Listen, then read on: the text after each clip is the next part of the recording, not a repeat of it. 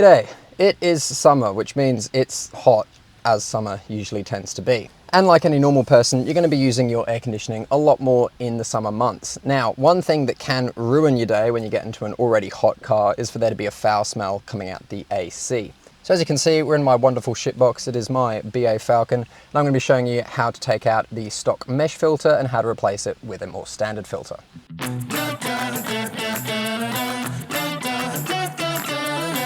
Alright, so step one for this is going to be to remove the glove box. Now, I'm quite lucky because I've got this on the hoist and it just gives me that extra bit of height to lean in. If your car's, on just regular ground or, lowered to high hell and back, or low hell in this case, you may find it a bit more difficult to reach in. As we all know, working in footwells and stuff is a joyous task. Oh, that didn't work. So whichever position you find works best for you, stick with it. To clarify a bit more, step 1.5 is going to be to open the glove box. Obviously. Helps if you take everything out. Now I can already see that there's a few bits of leaf crumbs in there, so I'm not confident that this filter is going to be in a good condition. But once you have got that open, as you'll be able to see on the top of the glove box, if you look up and in, there's sort of a little tab. It's pretty much just a little push tab, so all you need to do to get this out is just going to be to give that top tab a small push back. Oh goody, more leaves. Okay, so once it's all the way down and you've discovered more leaves, which is brilliant, pretty much you're going to want to just take the glove box out. Essentially on either side there's two little pivot points. If you can't find them, don't really bother looking for them. It's not really necessary, just as long as you find where the back of it, the glove box is, and basically just give it a bit of a tap. One side up, the other side up.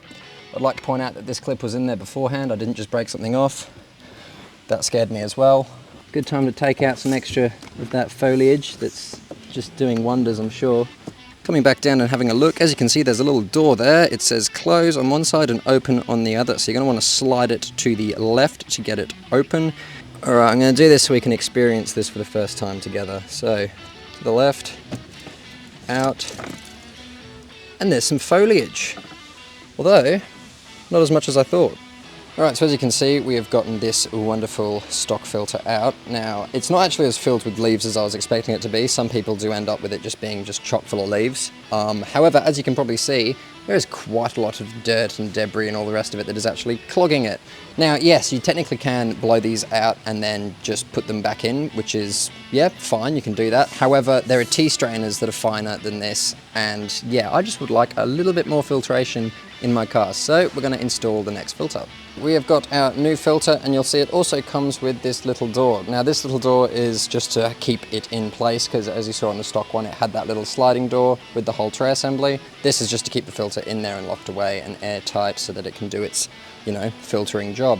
Alright, so we've got the filter, we've got the door, and we've got the hole. But how do we make them all become friends? Well, essentially you're going to want to put the filter in first, but I'm going to show you how this little door works first.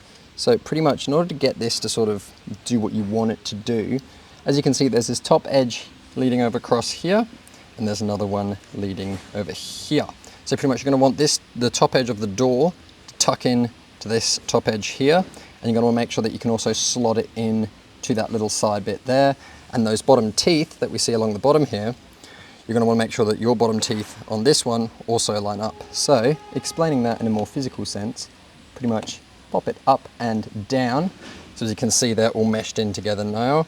And then pretty much just give the other side a little bit of a push so you can help tuck it in. Move it over to the closed position. And bang, that's all together. Now let's do it, but with the filter. Take your filter, we're going to put it in this way. And then once that goes in, pretty much just make sure that it's all the way sitting flat and nice. Whoops. So just keep it nice and down and flat, and then pushed in. So you can see that is nice and in. And then grab your door, up in on that edge there. Teeth are lined up, that's all lined up, and across. And then the last step for this joyous task is these two little nubbins on your glove box. They need to meet the two little nubbins that are coming out of the glove compartment, and then pretty much sort of a bit of a feely lining them up situation. When you hear that sound, that's the sound of joy, because that means it's in. Same for the other side. Now you've still got your foot box. What you're going to want to do is just take that little tab that we pushed back before, and just push it back again when you're putting the top in. Job done. As always, I've been Dom from Online Auto Parts, just a lot sweatier this time. It's really, really hot.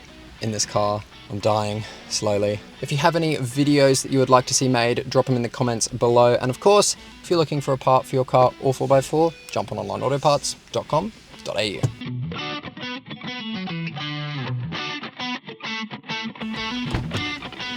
Oh my God, it is fucking so hot.